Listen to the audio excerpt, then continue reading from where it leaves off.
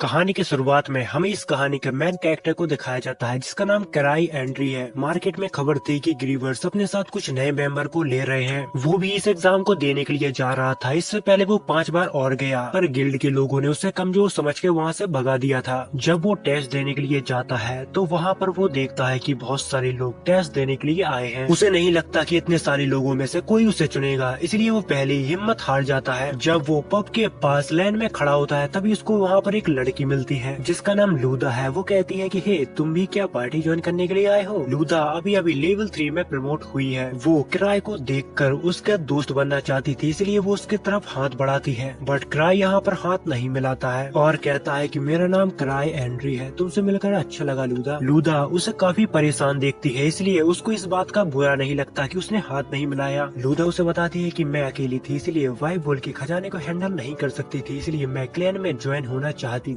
तभी यहाँ पर एक हट्टा कट्टा आदमी खड़ा होता है। वो उस लड़की से कहता है कि ये जगह तुम्हारे लिए नहीं है, चलो भागो यहाँ से। जिस बात से वो दोनों ही आपस में लड़ने लगती है। इतनी देर में यहाँ पर सिक्योरिटी आती है और वो कहती है कि तुम्हें अपना लाइसेंस रद्द नहीं करवाना है तो शांति से लाइन में खड़े हो जाओ। सिक्योरिटी गार्ड को देखकर क्राई यहाँ पर अपना मुंह छिपा लेता है ताकि कोई फिर से उसको यहाँ से निकाल ना दे। जिसके बाद सीन कट होता है और वो लोग अब पब के अंदर पहुँच चुके थे। तभी लूदा कहती है क्या मस्त जगह है, क्या तुम भी कभी इस जगह पे आए हो? क्राई उसे जवाब देता है कि हाँ, मेरा यहाँ पर 5वीं बार है। जिसकी बात सुनकर लूदा को यहाँ पर काफी बुरा लगता है और वो उससे माफी भी मांगती है, पर क्राई कहता है कि चलो कोई बात नहीं, क्योंकि जिसके पास ताकत होती है वो अपनी रैंक बढ़ाते हैं और आगे बढ़ते हैं, और जिसके पास कुछ भी नहीं होता है वो जिंदा रहने के लिए छोटे छोटे मौकों को पकड़ते हैं। तभी लूदा उससे पूछती है कि वो सामने जो पार्टी बैठी हुई है वो पार्टी कौन है? क्राई उसे बताता है कि वो आर्क ब्रेक के मेंबर है। वो बहुत ही पावरफुल पार्टी है, अगर उनने किसी को अपने साथ चुन लिया तो उसकी पूरी जिंदगी ही सवर जाएगी। पर जहाँ तक लोग जानते हैं कि उनने काफी टाइम से किसी भी नए मेंबर को अपने साथ ज्वाइन नहीं किया। तभी उनके साइड में एक और चेयर खाली होती है जिस पर कोई नहीं होता है और वो चेयर ग्रीवेंस सोल्स की होती है। वो इस किंगडम की सबसे स्ट्रॉन्ग पार्टी है। इतनी ही देर में वही हट्टा कट्टा आदमी यहाँ पर आ जाता है और वो कहता है कि हे, तुम लोग यहाँ पर अंदर भी आ गए, तुम्हें पता है ना कि चूजों का यहाँ पर कोई काम नहीं। तभी वो हट्टा कट्टा आदमी उनको बताता है कि वो ग्रीवेंस सोल्स की चेयर है। वो लोग कुछ साल पहले इस किंगडम में आए थे, पर अपनी जबरदस्त पावर के साथ उनने एक अपनी अलग ही पहचान बना ली है जिन्हें लोग द ग्रीवेंस सोल्स के नाम से जानते हैं। इतनी ही देर में यहाँ पर एक लाल बालों वाला लड़का शोर मचाने लगता है और कहता है कि मेरे पास इतना टाइम नहीं है, मुझे लगता था कि यहाँ पर सिर्फ बेस्ट लोग ही आएंगे, पर यहाँ पर तो भेड़ बकरियां भी आ गई। वो लड़का ग्रीवर्स के साथ ज्वाइन होना चाहता था पर वो लोग यहाँ पर थे ही नहीं, इसलिए उस लड़की को यहाँ पर बहुत ज्यादा गुस्सा आता है। तभी ये तमाशा बंद करने के लिए एक लड़की खड़ी होती है जिसका नाम टीनो है।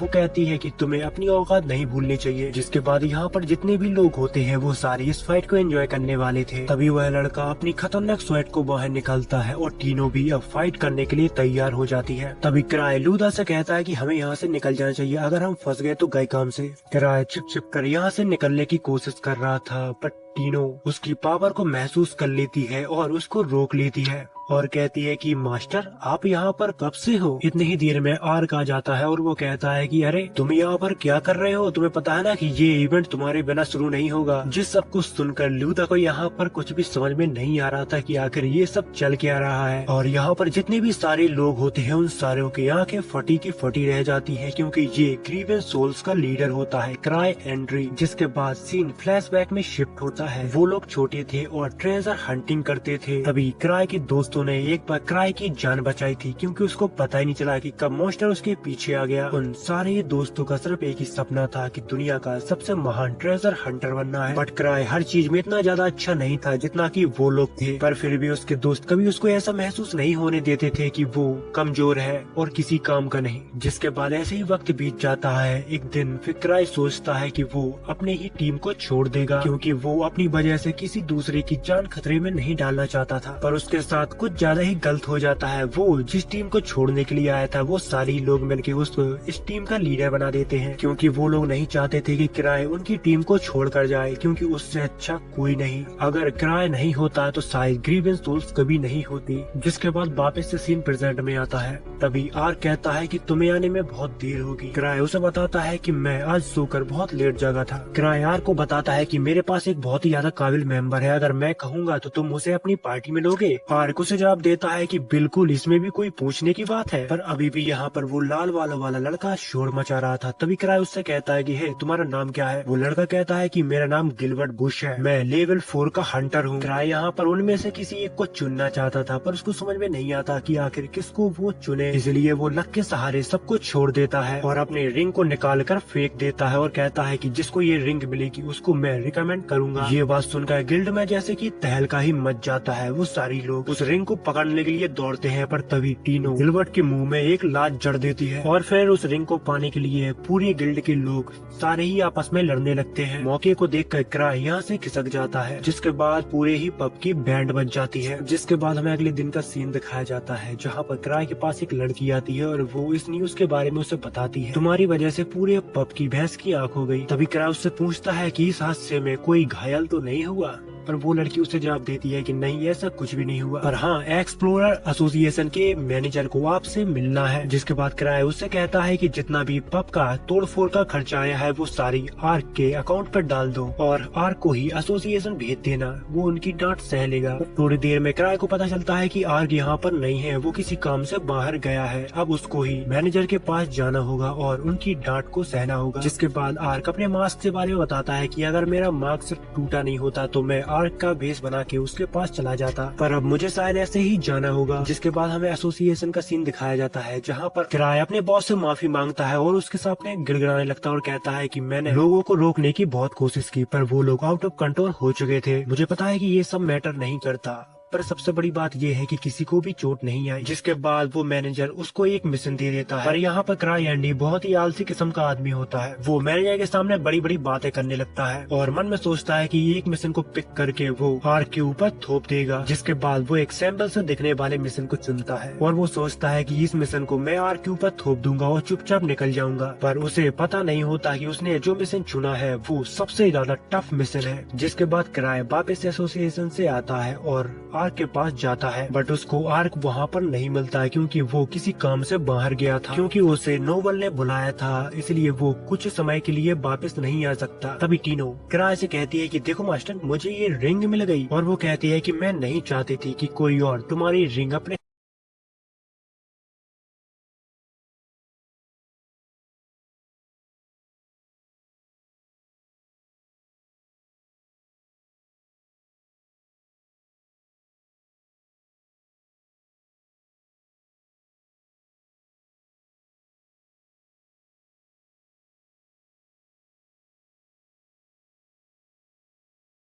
जिसके बाद हमें पास्ट का सीन दिखाया जाता है, जहाँ पर क्राई की टीम गिल्ड में अपना नाम जुड़वाने के लिए आई थी। तभी ल्यूक दरवाजे में लात मारता हुआ अंदर जाता और कहता है कि यहाँ पर कौन है सबसे ताकतवर स्वॉर्डमैन? वो हूँ सिर्फ मैं। इन लोगों की एंट्री तो बहुत धांसू होती है, बट यहाँ पर सारे लोग इनको जोकर समझ रहे थे। क्राई को इन सब का ऐसा व्यवहार देखकर उसको काफी ज्यादा शर्मिंदगी महसूस होती है। अरे, इन लोगों के साथ आ गया मैं। जिसके बाद लियो को अपने से डबल शरीर वाले आदमी को बता रहा था कि हमारे लीडर ने कहा है कि अगर कोई योद्धा सिर्फ वेपनों की वजह से योद्धा हो तो वो योद्धा नहीं होता, इसलिए मैं हमेशा लकड़ी की तलवार को इस्तेमाल करता हूँ। जिसके बाद एसोसिएशन के स्टाफ उसको एक लेटर देती है और कहती है कि यहाँ पर अपना पार्टी नाम और अपना सिंबल बना दो ताकि तुम्हें पहचानने में आसानी हो पाए। बट क्राई ने तो अभी तक इसके बारे में कुछ सोचा भी नहीं था, इसलिए वो अपनी पार्टी का नाम द ग्रीवन सोल्स रख देता है और सिंबल में एक स्कल का लोगो बना देता है, जिसको देखकर क्राई के दोस्त काफी निराश होते हैं। जिस पर क्राई कहता है कि मैं तुम्हारा बहुत बेकार लीडर हूँ, मुझे लीडर नहीं होना चाहिए, मुझे अपनी पार्टी से निकाल दो। क्योंकि यही तो क्राई चाहता था कि वो लोग उसे पार्टी से निकाल दें और वो लोग अपनी जिंदगी अच्छे से जी पाए, क्योंकि क्राई उनके पावर लेवल के बराबर नहीं था, जिस वजह से उनको काफी ज्यादा मुसीबत भी झेलनी पड़ती थी। जिसको सुनकर उसके सारे फ्रेंड बोलते हैं कि नहीं नहीं, ये तो बहुत अच्छा है। जिसके बाद वापस से सीन प्रेजेंट में आता है, जहाँ पर ग्रेग कहता है कि मुझे तो अभी भी विश्वास नहीं हो रहा, तुम सच में स्ट्रॉन्ग पार्टी के लीडर हो जिसे लोग 1000 ट्रिक के नाम से जानते हैं। जिसको सुनकर वो लोग शौक रह जाते हैं। तभी टीनो कहती है कि तुम जानते हो ना कि मास्टर कितने ज्यादा ताकतवर है, तो फिर उनके सामने झुक जाओ। जिस पर क्राई कहता है कि रहने दो, तुम उन्हें डरा रही हो। दरअसल जिसके पास सबसे ज्यादा अचीवमेंट पॉइंट होते हैं उन्हें एसोसिएशन एक अलग ही नाम देता है, जैसे कि क्राई को मिला द 1000 ट्रिक। ये एक सेलिब्रिटी बनने की तरह है। जिस पर गिलबर्ट हैरान होता है और कहता है कि मुझे नहीं लगता कि तुम 1000 ट्रिक हो, मुझसे लड़के दिखाओ, उसके बाद ही मैं मानूंगा। जहाँ पर आर्ट सोचता है कि अरे, मैंने तो कभी कहा ही नहीं कि मैं सबसे ज्यादा ताकतवर हूँ। यहाँ पर कुछ लोग हैं जो मेरे नाम के नारे लगाते रहते हैं। जिस पर ग्रेग गिलबर्ट को समझाता है कि तुम ध्यान से बात करो, तुम्हें पता है ना कि सामने कौन है।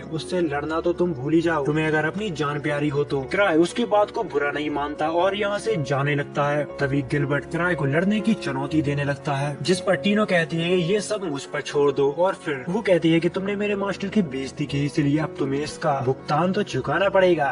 जिसके बाद सीन सब होता है और गिलबर्ट और टीनो दोनों ही अब लड़ने के लिए आमने सामने होते हैं, जहाँ पर टीनो अपने हथियारों को नीचे डाल देती है और कहती है अगर मैं इनके साथ तुमसे लड़ूंगी तो तुम शायद मर भी सकते हो। जिसके बाद गिलबर्ट भी अपने हथियार को नीचे रख देता और कहता है मैं नहीं चाहता कि लोग कहें कि हथियार से तुम सिर्फ एक लड़की से जीत पाए। जहाँ पर आर्ट सोच में बीता था कि ये दोनों ही लेवल 4 के हैं, पता नहीं कौन जीतेगा। जिसके बाद टीनो गिलबर्ट के ऊपर हमला कर देती है। गिलबर्ट यहाँ पर बहुत ही मुश्किल से उसके हमले से डॉच करता है, बट तभी टीनो की उसमें एक लात पड़ जाती है, जिससे गिलबर्ट बहुत दूर जाके गिरता है। सबको लगता है कि बस गिलबर्ट का खेल खत्म हो गया। जिसके बाद गिलबर्ट उठता है और कहता है कि ये मैच इतनी आसानी से खत्म नहीं हो सकता। तभी टीनो उसको अपने लॉक में फंसा लेती है और फिर थोड़ी देर बाद ये मैच टीनो बहुत ही आसानी से जीत जाती है। यहाँ पर नीचे पड़ा हुआ गिलबर्ट काफी मायूस था। तभी हमें गिलबर्ट का फ्लैशबैक दिखाया जाता है। वो बचपन से ही काफी ज्यादा स्ट्रॉन्ग था। जिसके बाद जब वो बड़ा हुआ तो उसने एक अपनी पार्टी बनाई, पर सारे लोग कमजोर होने के कारण उसको अपनी ही पार्टी छोड़नी पड़ी। जिसके बाद से वापस से सीन प्रेजेंट में आता है, जहाँ पर क्राई गिलबर्ट से कहता है कि तुमने अपनी पुरानी पार्टी छोड़ दी क्योंकि लोगों के बीच में तुम्हारी पावर काफी ज्यादा डिफरेंट थी। जिसको सुनकर गिलबर्ट हैरान हो जाता और कहता है कि ये सब तुम्हें कैसे पता। जिस पर क्राई जवाब देता है क्योंकि मैं भी इस चीज से गुजर चुका हूँ, पर हमारी टीम ने उसको नहीं छोड़ा। यहाँ पर क्राई खुद के ही बारे में बात कर रहा था, क्योंकि उसकी पावर में और उनकी दोस्तों की पावर में बहुत ज्यादा डिफरेंस था, पर फिर भी उन लोगों ने कभी क्राई को अकेला नहीं छोड़ा। गिलबर्ट को अभी भी क्राई के ऊपर यकीन नहीं होता कि ये इतनी स्ट्रॉन्ग पार्टी का लीडर आखिर कैसे है, पर आज तक किसी ने इसकी पावर को देखा ही नहीं। जिसके बाद क्राई गिलबर्ट की स्वेट के पास जाता है और उसको टच करता है और फिर उसमें से बहुत ही खतरनाक फ्लेम बाहर निकलने लगती है, जिसको देखकर गिलबर्ट भी हैरान होता है कि इतनी खतरनाक फ्लेम वो भी आता है हैंडल नहीं कर पाया और ये आदमी बहुत ही आसानी से इसको कर ले रहा है। जिसको देखकर गिलबर्ट को उसके ऊपर यकीन हो जाता है, सच में ये बहुत ज्यादा ताकतवर है, क्योंकि अभी तक उसने अपने हाथों में स्वॉर्ड को भी लिया, फिर भी उसके अंदर से इतनी खतरनाक फ्लेम बाहर निकल रही है। जिसके बाद सीन शिफ्ट होता है और हमें क्राई को दिखाया जाता है, जो अपने ऑफिस में बैठा बैठा बोर हो रहा था, क्योंकि उसने टीनो की टीम को एक मिशन पर भेज दिया था, जिसमें ग्रीक, लूथा और गिलबर्ट भी होता है। जहाँ पर हमें पता चलता है कि क्राई को रिंग्स का बहुत ज्यादा शौक है और वो यहाँ वहाँ से रिंग कलेक्ट करता ही रहता है और एसोसिएशन का पैसा फूंकता रहता है। जिसके बाद क्राई को याद आता है कि उसको अपने रिलिक चार्ज करवाना था और वो एक लड़की के पास आ जाता है। वो लड़की थोड़ी देर बाद डंजन के अंदर हंटिंग करने के लिए जाने ही वाली थी, पर उससे पहले क्राई यहाँ पर आ जाता है, जहाँ पर वो लोग क्राई की बहुत ज्यादा रिस्पेक्ट करते हैं और उसको एक फैंटम के बारे में बताते हैं कि वो नॉर्थ हाईवे पे आ गया था। 3rd लेवल के नाइट वहाँ पर मौजूद थे, इसलिए वो सारे ही लोग वहाँ पर मारे गए। लगता है कि वो बहुत ज्यादा ताकतवर फैंटम है। उस सारे लोग मारने के बाद उसने एक वाइट वोल्फ का रूप ले लिया था, ऐसा वहाँ के लोग कह रहे हैं। जहाँ पर क्राई को याद आता है कि उस मिशन के लिए तीनों की टीम को उस जगह के लिए भेजा था। जब वो अपने ही दिए गए मिशन को वापस से चेक करता है तो उसमें बहुत सारे लोग लेवल 5 के होते हैं, बट किसी को नहीं पता कि वो जिंदा है या फिर मर गए, जिस बात से उसको भी काफी चिंता होने लगती है, क्योंकि उसने टीनों को भेजा था वहाँ पर। जिसके बाद हमें टीनों की टीम को दिखाया जाता है जो जंगल में उस ट्रेजर को ढूंढ रही थी, और दूसरी तरफ हमें क्राई को दिखाया जाता है जो काफी परेशान था कि उसने इतनी बड़ी गलती आखिर कर कैसी दी। जिसके बाद क्राई खुद ही सोचता है कि अब वो उनकी मदद करेगा, वो उनसे पहले ही उस ट्रेजर के पास पहुंच जाएगा ताकि उनको फैंटम से ना उलझना पड़े। जिसके बाद वो यहाँ से एक सीक्रेट दरवाजा खोलता है। दूसरी तरफ हमें टीनों को दिखाया जाता है जिनको चलते चलते रात हो चुकी थी, तभी उनके ऊपर एक फैंटम वॉल्फ अटैक करता है। दूसरी तरफ हमें क्राई को दिखाया जाता है जो एक बोरी में किसी चीज को भरकर ले जा रहा था, तभी उसको एवा देख लेती है और कहती है कि तुम ये सब कहाँ ले जा रहे हो। जिस पर क्राई जवाब देता है कि मैं तो बस घूमने जा रहा था। जिसके बाद क्राई अपने चेहरे को ढकता है और यहाँ से उड़कर चला जाता है।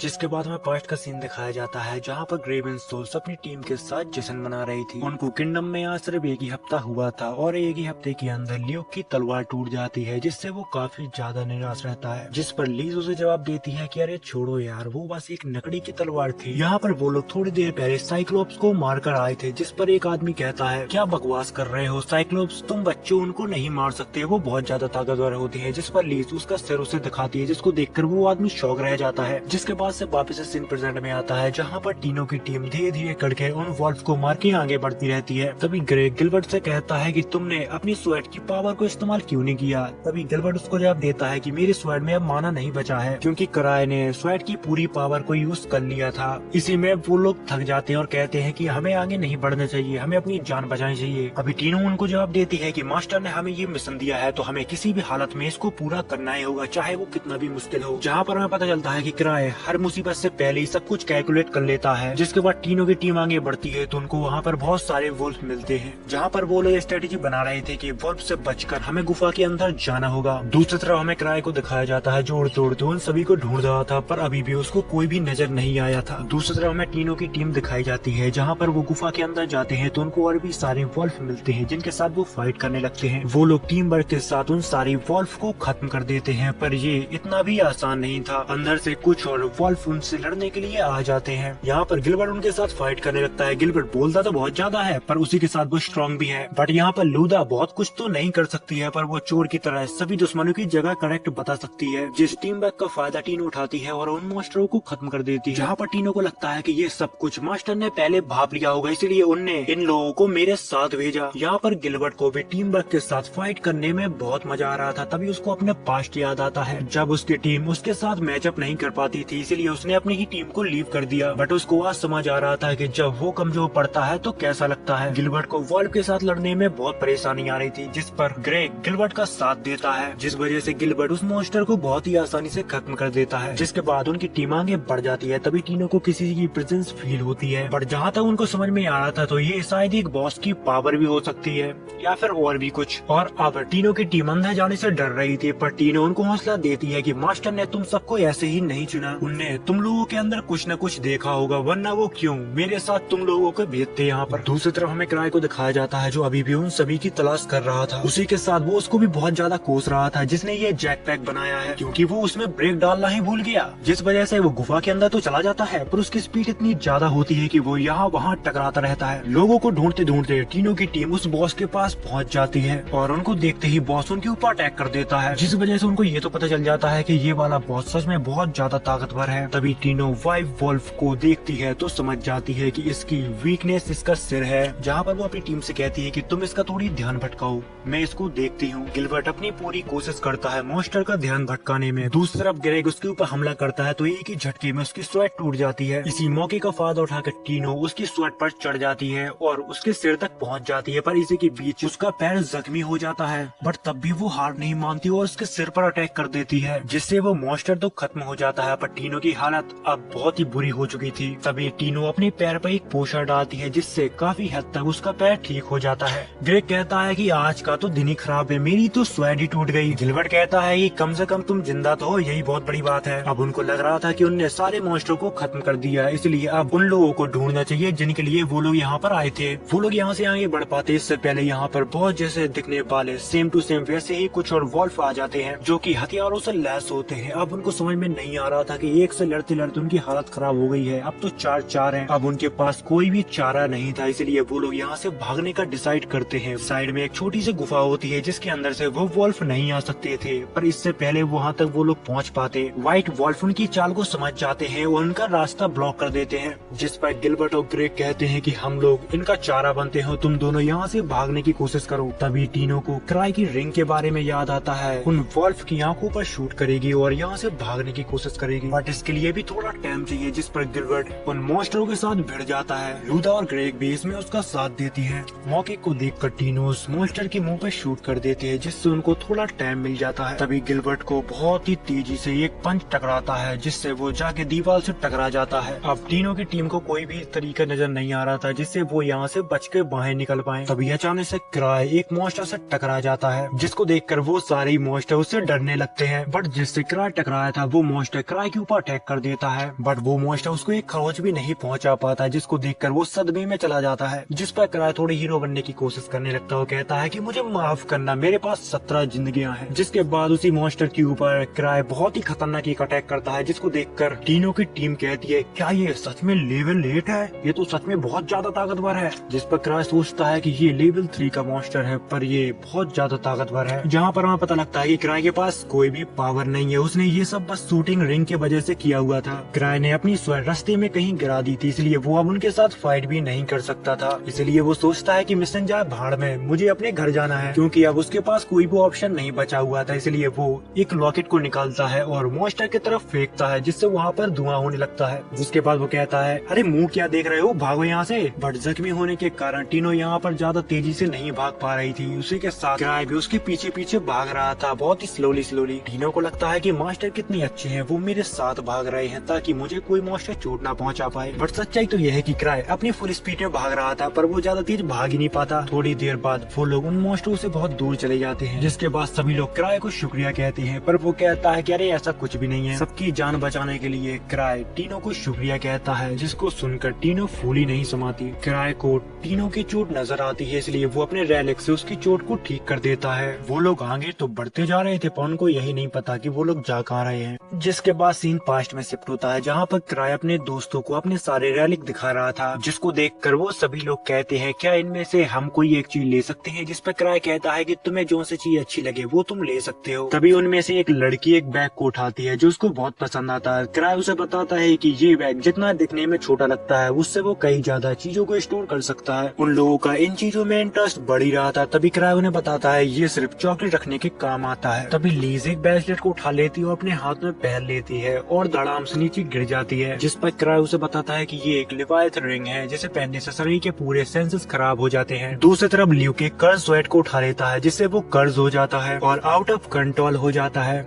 और वो कहता है कि मैं दुनिया के सारे इंसानों को खत्म कर दूंगा। जिसके बाद वापस से सीन प्रेजेंट में आता है। वो लोग अभी भी गुफा के अंदर चल रहे थे, वो अभी तक एग्जिट को ढूंढने में नाकाम रहे। सभी लोग क्राई के पीछे ऐसे चल रहे थे जैसे कि क्राई को रास्ता पता हो, पर सच्चाई तो ये है कि क्राई को खुद नहीं पता कि वो जा कहाँ रहा है। मुझे पता है कि ये सब ट्रेनिंग का हिस्सा है, पर हम जा कहाँ रहे हैं। जिस पर क्राई सोचता है कि मुझे खुद भी नहीं पता, पर पता नहीं क्यों ये सभी लोग मुझ पे ऐसे निर्भर हो रहे हैं जैसे कि मैं सब जानता हूँ। चलते चलते वो एक ऐसी जगह पे पहुँच जाते हैं जहाँ पर दो रास्ते होते हैं, बट टीनो यहाँ पर दूर से उन लोगों को देख लेती है जिनको ढूंढने के लिए वो लोग यहाँ पर आए थे। जिस पर टीनो कहती है कि मैंने कहा था ना, मास्टर जो करते हैं उसके पीछे कुछ न कुछ वजह होती है। वो लोग लेवल 5 के हंटर थे, पर इस समय पे वो बहुत ज्यादा जख्मी थे। रोडोफ जो इस पार्टी का लीडर था, वो उन्हें ढूंढने के लिए शुक्रिया कहता है, पर टीनो उससे कहती है कि मुझे शुक्रिया मत करो, मेरे मास्टर को करो, क्योंकि उनकी वजह से हम लोग यहाँ तक पहुँचे हैं। जिस पर क्राई जवाब देता है कि मैंने ऐसा कुछ भी नहीं किया। रोडोफ की पार्टी यहाँ पर काफी समय से फंसी हुई थी, इसलिए उनके पास कोई भी एनर्जी नहीं थी। जिसके बाद क्राई अपने बैग से बहुत सारी चॉकलेट निकालता है और सभी को दे देता है। तभी गिलबर्ट क्राई से पूछता है कि आखिर ये काम कैसे करता है। जिस पर क्राई कहता है कि ये एक सीक्रेट है। ग्रेक उस पार्टी के लीडर से कहता है कि तुम लोग तो लेवल 5 के हो, फिर भी उन वॉल्फ को नहीं हरा पाए। जिस पर वो जवाब देता है कि हमारा सामना वॉल्फ से नहीं, स्कल पहने हुए एक फैंटम से हुआ था। वो इतना ज्यादा ताकतवर था कि उसने हमें कीड़े मकोड़े की तरह हरा दिया। उसे हम बहुत ज्यादा कमजोर लगे, इसलिए उसने हम लोगों को खत्म नहीं किया।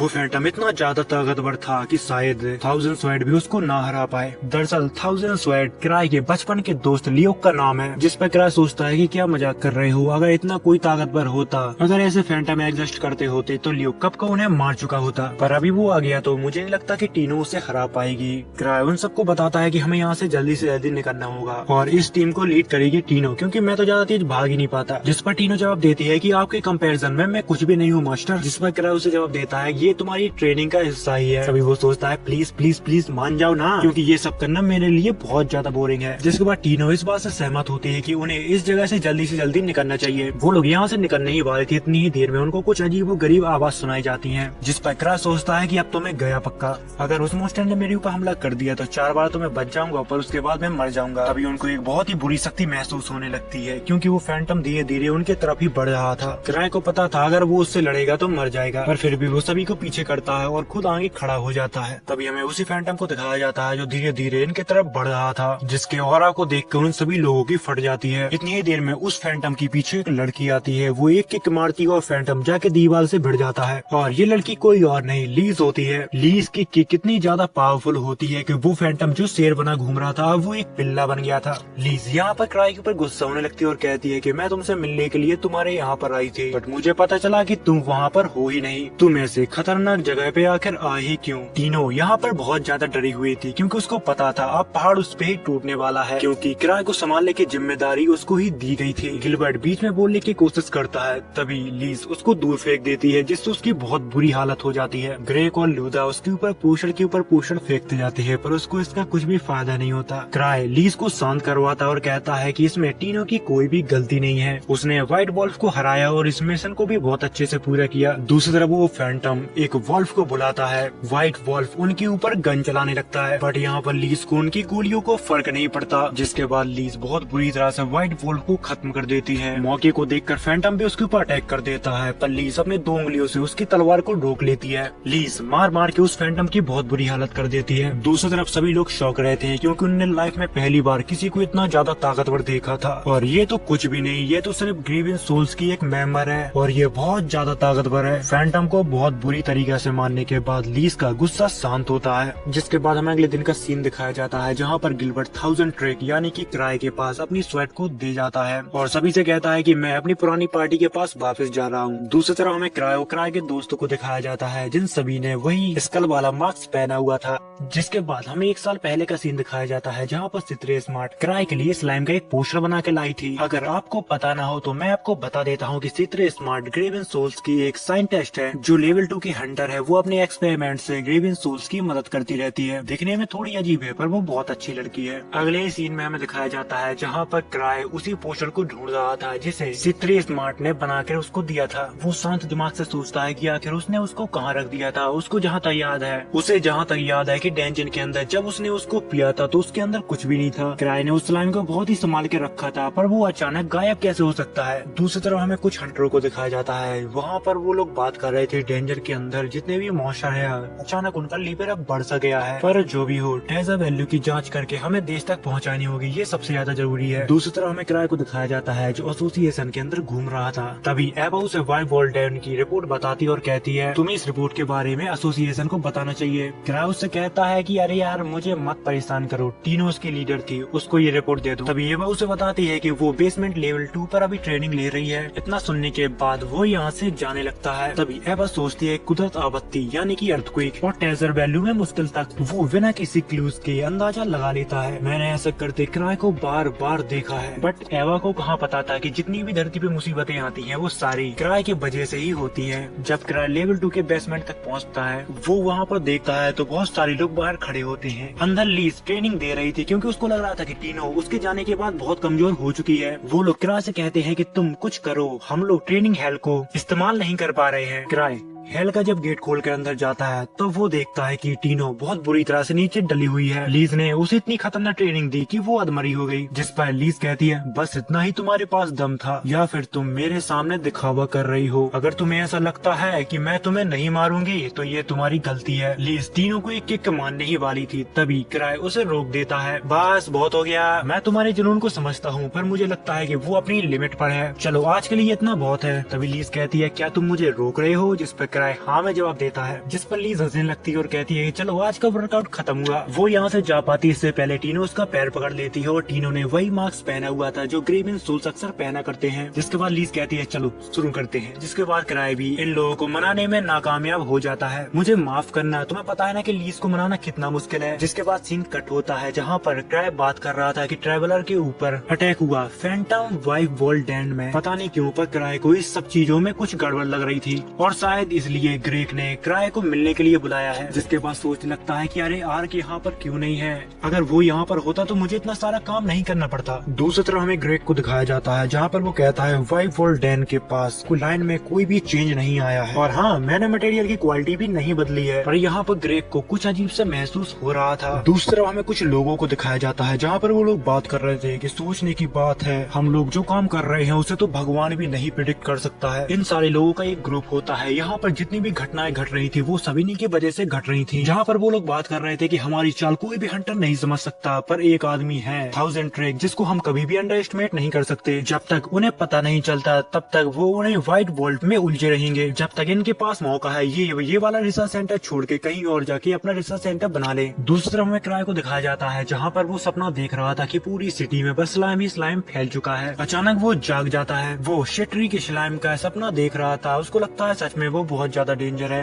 तभी वहाँ पर लीज भी उठती है और क्राई को पता चलता है कि वो उसके ही साथ आके सो गई थी। तभी तो उसे इतनी ज्यादा गर्मी महसूस हो रही थी क्योंकि लीज को एक आदत थी, वो हमेशा क्राई के बेड में आके सो जाती थी। तभी लीज उससे कहती है क्या तुम आज फ्री हो, क्योंकि मैं आज छुट्टी ले रही हूँ। क्राई तो अपना सपना ही नहीं भूल पा रहा था, पर वो इसे बहुत बुरी सपने की तरह भूलने की कोशिश करने लगता है। अगले ही दिन हमें ग्रेग को दिखाया जाता है जो क्राई से मिलने के लिए वहाँ पर आता है। तभी वहाँ पर लीज के साथ क्राई घूमने के लिए जाने वाला था, जिस पर लीज उसे बताती है कि आज तुम इसको कोई भी काम नहीं दे सकते, आज ये मेरे साथ बिजी है। जिस पर ग्रेग उसे बताता है कि तुम यहाँ पर वापस क्यों आई, जिस पर लीज कहती है कि मेरे पास तुम्हारे लिए वक्त नहीं है, इसलिए चलो फूटो यहाँ से। और फिर इसी बात पे वो दोनों ही आपस में झगड़ने लगते हैं। तभी लीज उसमें एक किक रगड़ देती है। ग्रेग भी उसकी किक को बहुत ही आसानी से रोक लेता है और फिर इन दोनों की फाइट ऐसे ही चलती रहती है। तभी क्राई कायना को चाय के लिए पूछता है, जिसके बाद कायना क्राई से पूछती है तुम व्हाइट वॉल्फ डैन गए थे ना, अगर तुम्हें वहाँ पर कुछ अजीब लगा तो प्लीज हमें बताओ। जिस पर क्राई कहता है कि मैं ज्यादा ध्यान दे रहा हूँ दूसरी दिक्कतों को सोचकर, पर माफ करना मैं अभी तुम्हें उसके बारे में कुछ भी नहीं बता सकता, क्योंकि क्राई तो बस अपने स्लाइम को ढूंढ रहा है। दूसरी तरफ ग्रेग और लीज लड़ कर पूरा एसोसिएशन ही तबाह कर देना चाहते थे। जिस पर क्राई कहता है बस बहुत हुआ, अब रुक जाओ, हमारी बात यहीं पर खत्म हुई, बस तुम्हें थोड़ा शांत हो जाना चाहिए ग्रेग। जिसके बाद क्राई और लीज शॉपिंग करने के लिए और छोटी सी डेट के लिए मार्केट आ जाते हैं। तभी उनको एक आदमी देख रहा था जिसको लीज पकड़ लेती है और उससे पूछती है कि तुम कौन हो, आखिर क्यों हमें देख रहे थे। बट क्राई लीज को समझाता है कि अरे तुम क्यों इसको परेशान कर रही हो, ये बस एक आम इंसान है। बट हमें थोड़ी देर बाद पता चलता है कि उन्हीं मॉन्स्टर की एसोसिएशन ने इस आदमी को क्राई का पीछा करने के लिए भेजा हुआ था। जिसके बाद हमें ग्रेग को दिखाया जाता है जो क्राई के ऊपर काफी ज्यादा नाराज हो रहा था, क्योंकि क्राई से किसी भी चीज के बारे में पूछते हैं तो वो यहाँ वहाँ निकल जाता है। इसीलिए ग्रेग व्हाइट वॉल्फ डैन की इन्वेस्टिगेट 7 की टीम को सौंप रहा था। जिसके बाद 7 की टीम डैन के अंदर चली जाती है। वो लोग कहते हैं क्या मुसीबत है, क्राई की वजह से हमें यहाँ पर फंसना पड़ा। जिसके बाद हमें क्राई और लीज को दिखाया जाता है जहाँ पर वो लोग एक छोटी सी डेट पर आए थे। क्राई उसे इस कैपिटल की सबसे अनसेफ जगह पे ले जाता है। तभी लीज उससे पूछती है तुम इस जगह पे किसी से काम है क्या जो तुम यहाँ पर हमें लेकर आए हो। जिस पर क्राई जवाब देता है कि हाँ, क्योंकि यहाँ पर लोग गायब हो रहे हैं। ऐसी जगह पे स्लाइम क्वार्टर कोई लोगों का गायब होने एक आम बात है। दरअसल क्राई चित्री का दिया हुआ स्लाइम को यहाँ पर ढूंढने के लिए आया था, क्योंकि उसको लग रहा था कि अगर उसने स्लाइम को नहीं ढूंढा तो वो पूरे शहर को तबाह कर देगा। तभी हमें उसी आदमी को दिखाया जाता है जो उनका कुछ टाइम पहले पीछे कर रहा था। वो इन्हें देखकर परेशान होने लगता है और कहता है ये कैसे हो सकता है, मुझे पता था कि मेरे पीछे कोई भी नहीं आ रहा, फिर भी इन्हें मेरे बारे में कैसे पता चल गया। उस आदमी ने अभी एक नई आइसक्रीम शॉप खोली थी, वहीं पर क्राई भी आ रहा था। इतनी ही देर में वहाँ पर एक सोफिया नाम की लड़की आती है। दूसरी तरफ लीजे उनकी दरवाजे को खनखना रही थी कि बाहर आओ, हमें आइसक्रीम खानी है। लीज को ऐसा करते करते थोड़ी देर बाद बहुत गुस्सा आने लगता है। वो अपने पंच से पूरी शॉप को तोड़ना चाहती थी, पर क्राई उसे रोकता हुआ कहता है मुझे लगता है कि ये वाली शॉप बंद है। अंदर हमें उसी आदमी को दिखाया जाता है जो उन दोनों की बातों को सुन रहा था। वो लोग यहाँ से जाने के लिए कहते हैं, जिसके बाद उस आदमी को थोड़ी राहत मिलती है। जिसके बाद क्राई वापस से अपने ऑफिस में आ जाता है। बट अभी भी क्राई को अपनी स्लाइम की काफी ज्यादा चिंता होती है, क्योंकि उसके एक सपने ने उसको पूरा दिमाग ही खराब कर दिया था। इतनी देर में वहाँ पर आवाज आती है और वो बताती है हमने एसोसिएशन के कुछ मेंबरों को सिलेक्ट कर लिया है जो हमारी व्हाइट वॉल्फ डैन में इन्वेस्टिगेट करने में मदद करेंगे। लेकिन 7 और उसका ग्रुप पहले ही आगे बढ़ चुका है। जिसके बाद हमें सीक्रेट एसोसिएशन दिखाई जाती है जहाँ पर वो लोग कहते हैं मुझे विश्वास नहीं होता कि उसने इतनी आसानी से हमारी फैसिलिटी को ढूंढ लिया। इसका मतलब ये हुआ कि उनके इंटेलिजेंस नेटवर्क हमसे भी ज्यादा है। लेकिन 1000 ट्रिक की सच्ची इंटेलिजेंस अभी तक साफ नहीं है, इसलिए हम अभी कुछ नहीं कह सकते उसने सच में हमें ढूंढा है कि बस वो एक तुक्का था। यहाँ पर सीक्रेट सोसाइटी में वो लाल बालों वाली लड़की यानी कि सोफिया भी होती है। वो उन सबको 1000 ट्रिक से लड़ने के लिए कहती है। इतना सुन के सभी लोग डर जाते हैं, क्योंकि क्राई लेवल 8 का है और सबसे बड़ी बात यह है कि वो ग्रीवन सोल्स का लीडर है। किसी को नहीं पता कि वो कितना ज्यादा ताकतवर है। जिस पर सोफिया जवाब देती है कि मैं भी देखना चाहती हूँ कि वो कितना ज्यादा ताकतवर है और मेरे डिफेंस सिस्टम उसके सामने कितना टिक पाता है। जिसके बाद हमें तीनों को दिखाया जाता है। वो जब एसोसिएशन पहुँचती है तो वहाँ पर बहुत ज्यादा भीड़ होती है। तभी वो एक आदमी से पूछती है कि यहाँ पर क्या चल रहा है। वो बताता है कि एसोसिएशन की कोलैबोरेशन से सभी लोगों को व्हाइट वॉल्फ डैन में भेजा जाएगा। यहाँ पर जितने भी लोग होते हैं वो सारे हंटर्स होते हैं। इतनी ही देर में क्राई और एवा भी यहाँ पर आ जाते हैं, जहाँ पर क्राई उन सबसे पूछता है कि तुम लोग कौन हो, यहाँ पर क्या कर रहे हो। तभी एवा उसे बताती है कि ये सारे लोग डैन की जांच पड़ताल करने के लिए यहाँ पर आए हैं। जिस पर क्राई जवाब देता है कि इतने सारे लोगों को भेज रहे हैं, इन सभी लोगों की भरपाई करने के लिए एक हाथ और एक पैर को बेचना पड़ेगा। तभी क्राई कहता है कि हमारे सभी मेंबर एलाइट हैं, इसलिए मुझे नहीं लगता कि इतने सारे लोग उसे संभालने के लिए काफी होंगे। मेरे हिसाब से आधे लोग काफी हैं। जिसकी बात सुनकर लोगों के भी डर का माहौल बन जाता है। वो लोग कहते हैं आधे लोग, ये तो बिल्कुल भी नहीं हो सकता। तुम्हें पता है ना कि वो डैन कितनी ज्यादा खतरनाक है। क्राई को लगता था वो बस एक डैन लेवल 3 का ट्रेजर वैल्यू है, पर अब वहाँ पर कुछ ज्यादा ही अलग होने लगा है, क्योंकि वहाँ के जो मॉन्स्टर है वो पहले से बहुत ज्यादा ताकतवर हो गए हैं। लेवल 3 और 4 तो उनके सामने टिक ही नहीं पाते। तभी क्राई कहता है ठीक है, अगर तुम्हारा इच्छा है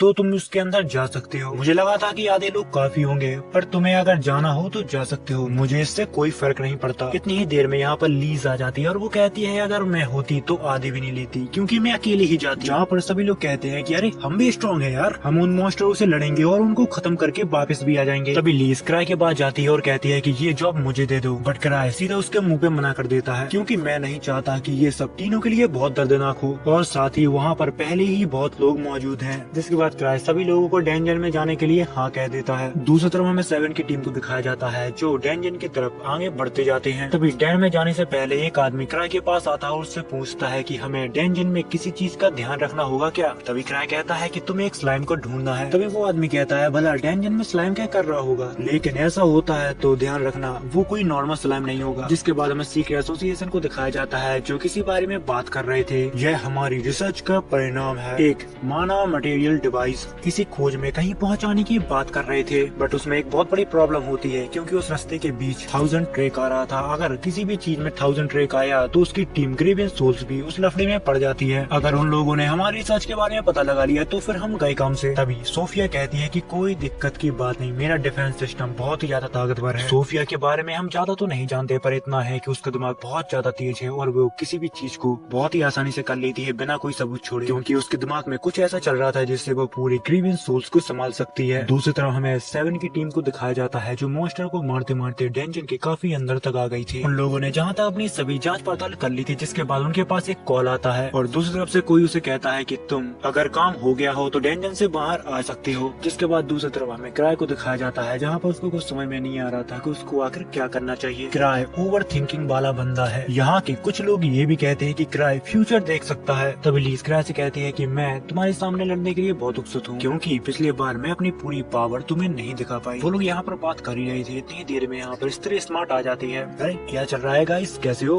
तभी लीज कहती है क्या तुम पार्टी में से सिर्फ अकेली ही आई हो? जिस पर चित्र कहती है कि मैं किसी ऐसे से बात नहीं करना चाहती जो पार्टी छोड़कर घर भाग जाए। इसके बाद वो कहती है कि मैंने सोचा कि क्राई को मेरी स्किल की काफी जरूरत होगी, इसलिए मैं यहाँ पर चली आई, क्योंकि ये एक एसोसिएशन है जो मानव मटेरियल को इकट्ठा कर रही है। हमें ऐसा करने से उनको रोकना होगा। यहाँ पर क्राई किसी भी बात को सीरियसली नहीं ले रहा था, क्योंकि उसको बस अपनी स्लाइम की चिंता थी। C3 का स्लाइम एक ऐसा प्रोडक्ट है जो काफी इम्प्रूव हुआ है, लेकिन फिर भी ये एक फेलियर रहा। तभी वो क्राई से कहती है कि तुम मुझसे मत घबराओ, मैंने उसको ऐसा एडजस्ट किया है जैसे कि वो तुम्हारे ऊपर और मेरे ऊपर हमला नहीं करेगा। भले ही वो मटेरियम एलो कैप्सूल से बाहर निकल जाए, बट वो डायमेंशनल लॉकर से बाहर कैसे निकल गया मुझे तो अभी भी ये समझ में नहीं आ रहा। जैसा कि मैंने पहले बताया कि वो कोई आम स्लाइम नहीं है, वो इतनी ताकत रखता है कि पूरे कैपिटल को खत्म कर सकता है। जिसके बाद सीन शिफ्ट होता है। तभी हमें 7 को दिखाया जाता है जिसके पास वही आदमी आता है जिसको क्राई ने उस स्लाइम के बारे में बताया था। जिसके बाद 7 सभी लोगों को यहाँ पर इकट्ठा करता है। यहाँ पर कभी भी किसी को एक स्लाइम दिख सकती है तो उससे थोड़ा बचकर रहना, क्योंकि क्राई ने बताया है कि वो बहुत ज्यादा खतरनाक है, इसलिए कोई भी उससे अकेले बढ़ने की कोशिश नहीं करेगा। अगर यहाँ पर किसी को स्लाइम दिखाई देती है तो वो सबसे पहले मुझे आकर बताएगा। जहाँ पर कुछ लोग कहते हैं कि नहीं नहीं नहीं ये बिल्कुल भी नहीं हो सकता, क्योंकि स्लाइम अगर आ भी गई यहाँ पर तो वो हमारे पैरों के नीचे दब के मर जाएगी। जिस पर 7 उन्हें बताता है कि मैं किसी आम स्लाइम की बात नहीं कर रहा, उनके सामने हमारी स्वेट किसी भी काम की नहीं। यहाँ पर कुछ लोग उस स्लाइम को अलग अलग तरीकों से मारने की सोचने लगते हैं। तभी 7 को गुस्सा आने लगता है और कहता है कि वो साला कंजूस आदमी कभी भी इंफॉर्मेशन को अच्छे से नहीं बताता। तभी यहाँ पर एक अजीब सा आदमी खड़ा होता है। वो कहता है अगर तुम्हें स्लाइम से इतना ज्यादा डर लग रहा है तो छोड़ दो, हम उससे निपट लेंगे अगर वो दिखाई दे तो। तभी 7 कहता है तो फिर ठीक है, बेकार में मत मनना। इतनी देर में वहाँ पर एक लड़की हाथ उठाती है और कहती है क्या मैं कुछ बोल सकती हूँ? मैं एक एल्केमिस्ट हूँ और मेरा नाम तालिया है। मैं क्लैन की लेबोरेटरी में C3 के साथ थी। हम दोनों मिलकर एक रिसर्च कर रहे थे कि स्लाइम के साथ क्या क्या हो सकता है। तभी 7 कहता है तो फिर तुम उसके वीक पॉइंट के बारे में जानते होंगे। तभी वो बताती है कि मैंने और C3 ने स्लाइम को मारने के लिए एक पोस्टर बनाया था। इसका सिर्फ स्लाइम के ऊपर असर होता है और किसी भी चीज के ऊपर असर नहीं होता। अगर कोई चीज उससे जुड़ी हुई है तो वो उसको खत्म कर देता है। जिसके बाद हमें वही सीक्रेट एसोसिएशन को दिखाया जाता है। वो लोग कहते हैं कि हमारी रिसर्च बहुत पावरफुल है और लगता है कि अब समय आ चुका है। हम 100 से भी कम हंटरों का सामना कर रहे हैं और उनमें से कुछ ही लोग हैं जो ठीक ठाक पावर को होल्ड करते हैं। दूसरी तरफ 7 और उसके उसके सारे साथियों ने पूरा डेंजन छान मारा था पर उनको अभी तक कुछ भी नहीं मिला। तभी वही चिड़चिड़ा आदमी आता और कहता है अगर तुम बेकार ऑर्डर नहीं देते तो ये कुछ घंटों का ही काम होता, बेहतर होगा कि तुम अपने मास्टर के सामने जाकर प्रे करो क्योंकि वो तो कभी आने का कष्ट ही नहीं करता। जिसके बाद वो आदमी जंगल की तरफ टहलने के लिए चला जाता है। उस आदमी को टहलते टहलते रात हो जाती है। वो रास्ते में चलते चलते 1000 ट्रैक को बुरा भला कहने लगता है और कहता है कि उसकी वजह से मेरा पूरा दिन खराब हो गया। इतनी देर में यहाँ पर उसको कुछ खतरनाक आवाज सुनाई देती है जिसका पीछा करते करते वो एक ऐसी जगह पे पहुंच जाता है जहाँ पर एक वॉल्फ फैंटम बंधा हुआ था। वो लोग उसके ऊपर एक्सपेरिमेंट कर रहे थे क्योंकि माना मटेरियल को इस्तेमाल करके ट्रांसफॉर्मेशन को हासिल किया जा सकता है। ऐसा करने से वो फैंटम पहले से कुछ ज्यादा ही ताकतवर हो जाते हैं। वो लोग उस वॉल्फ के अंदर एक इंजेक्शन को इंसर्ट कर पाते इससे पहले वो हंटर उनके ऊपर हमला कर देता है। पहले हम सबको लगा था कि ये आदमी एकदम फालतू है पर ऐसा नहीं है, ये आदमी काफी ताकतवर है। यहाँ पर वो उन दोनों ही लोगों को बहुत बुरी तरह से मारता है। तभी वो सीक्रेट सोसाइटी का आदमी कहता है कि तुम लोग यहाँ पर क्या कर रहे हो, क्या तुम्हें 1000 ट्रिक ने भेजा है? जिस पर वो आदमी जवाब देता है ऐसा कुछ भी नहीं है, ये सब मैंने किया। इसके बाद वो आदमी हंसने लगते हो कहते हैं तो फिर यहाँ पर 1000 ट्रिक नहीं है। और फिर कुछ ही देर में वो लोग उस मॉन्स्टर के ऊपर इंसेक्ट कर देते हैं वो मैना मटेरियल और फिर देखते ही देखते वो मॉन्स्टर एक स्लाइम का रूप ले लेता है। वो आदमी सभी लोगों के यहाँ पर सतर्क कर पाता है। इससे पहले वो स्लाइम ही जोर जोर से चीखने लगता है जिसकी आवाज काफी दूर तक जा रही थी। 7 की टीम भी इस चीज को सुन लेती है। आवाज सुनते ही सारे लोग उस तरफ भागने लगते हैं जहाँ से ये आवाज आई थी। भागते भागते वो लोग एक जंगल में पहुँच जाते हैं। तभी 7 कुछ लोगों से पूछता है कि गेन इसी साइड गया था, वो अभी तक लौट के नहीं आया। दरअसल गेन उसी आदमी का नाम होता है जो स्लाइम के पास गया था। तभी गेन भागते भागते इनके पास आता है जो बहुत ही बुरी हालत में था। वो कहता है कि मेरे पीछे मॉन्स्टर है, यहाँ से तुम लोग भाग जाओ वरना सारे लोग मारे जाएंगे। और ये वही स्लाइम है जिसके बारे में 1000 ट्रैक हमें बताना चाहता था। इतनी ही देर में वो स्लाइम इन लोगों के पास आ जाता है जिसको देखकर वो सभी लोग डर जाते हैं क्योंकि उन सभी ने आज तक इतना बड़ा स्लाइम नहीं देखा था। 7 उसके ऊपर हमला करता है पर वो समझ जाता है कि इस स्लाइम को हम ऐसे नहीं रोक सकते हैं। जिसके बाद सारे लोग उसके ऊपर मैजिक करने लगते हैं बट उसके ऊपर मैजिक को पावर का कोई भी असर नहीं हो रहा था। लगातार 7 भी उसके ऊपर हमला करता जा रहा था पर उसको जैसे कि फर्क ही नहीं पड़ता। तभी 7 को उस पोशन के बारे में याद आता है जिसको तालिया कुछ देर पहले उसको बता रही थी। 7 उसके पास से वो पोशन लेके आता है। 7 अपने पूरा दिमाग लगा के उसके अंदर वो पोशन को इंसर्ट कर देता है। उसका पोशन यहाँ पर स्लाइम के ऊपर काम तो करता है बट 1 सेकंड के लिए। उसके बाद वो स्लाइम वापस से अपने नॉर्मल फॉर्म में आ जाती है। इतनी ही देर में यहाँ पर C3 आ जाती है। दरअसल उसको किराए ने भेजा था क्योंकि उसको पहले ही पता था कि यहाँ पर कुछ न कुछ गड़बड़ हो सकती है। तभी C3 कहती है कि एक जबरदस्त मैजिक उस स्लाइम के आसपास घूम रहा है, इसलिए हम उस स्लाइम को कुछ भी चोट नहीं पहुंचा पा रहे हैं। वो स्लाइम इतना ज्यादा ताकतवर है कि लेवल 8 की ट्रेजर वैल्यू में भी तुम्हें उतना खतरनाक मॉन्स्टर नहीं मिलेगा। जिसके बाद C3 कुछ बड़बड़ाते हुए उस मॉन्स्टर के पास जाने लगती है। स्लाइम मॉन्स्टर उसके ऊपर अटैक करता है पर बहुत ही आसानी से वो उस अटैक को डॉच करती रहती है। इस सब को देखकर वो काफी निराश होती है क्योंकि ये सब उसका ही एक्सपेरिमेंट है जो फेल हो गया था। तभी 7 कहता है कि तुम उस मॉन्स्टर के पास ज्यादा नजदीक मत जाओ। तभी C3 कहती है कि मेरा चिंता करने के लिए शुक्रिया 7 पर मुझे कुछ नहीं होगा। तभी वो अपने बैग में से एक पोशन को निकालती है और उस स्लाइम के ऊपर फेंक देती है। तभी वो 7 से कहती है कि तुम इसके ऊपर शूट करो जिससे उस स्लाइम का वहीं पर खात्मा हो जाता है। इतनी ही देर में सब कुछ खत्म होने के बाद यहाँ पर ग्रेक आ जाता है। तभी C3 बताती है कि वो यहाँ पर काफी देर पहले आ गए थे, उन्होंने ही मुझे लिफ्ट दी थी। जिसके बाद हमें वही सीक्रेट एसोसिएशन को दिखाया जाता है जहाँ पर वो काफी नाराज हो रहे थे कि उस C3 की वजह से हमारा पूरा मिशन फेल हो गया। इसके बारे में सोफिया ने इन सभी को पहले ही बता दिया था कि C3 हमारे पीछे पड़ी हुई है। क्या उसने हमारे ट्रांसमेगाफिकेशन को समझ लिया है? जिसके बाद हमें 7 को दिखाया जाता है। थोड़ी देर में उसके पास उसका टीममेट आता है।